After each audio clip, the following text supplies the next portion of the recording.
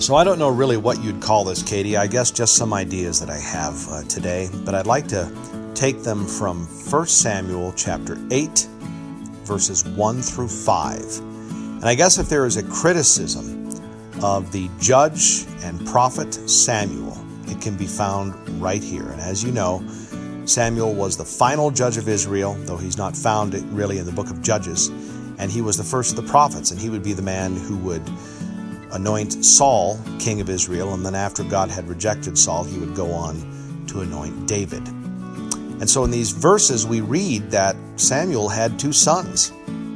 The first was Joel and the second was Abijah, and that neither of these men walked in the ways of their father Samuel. Instead, they ran after dishonest gain, they accepted bribes, and they perverted justice. And these were to be the men who would have succeeded Samuel as judge of Israel.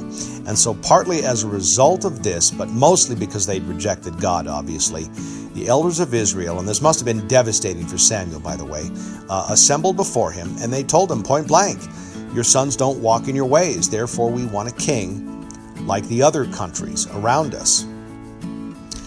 And I guess for me, it brings me back to what I said to you months ago, which is that after the Lord, our first priority, our true career, and I mean this, are our families, our husbands and our wives and our children. And if we find ourselves compromising our families because our careers are taking so much of our time, even our ministries, then perhaps the Lord would have us cut back on all that, maybe even give up on our ministries so that we might be able to minister to our families first and foremost.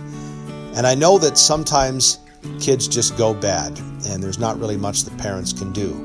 But I would be willing to bet that the majority of the time the parents are partially to blame.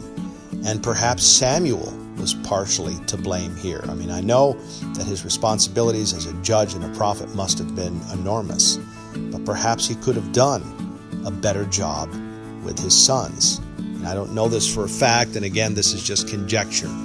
But for me, it does beg the question of what if parents really devoted themselves to their families. I think that would save a lot of marriages, and perhaps it would save a lot of kids.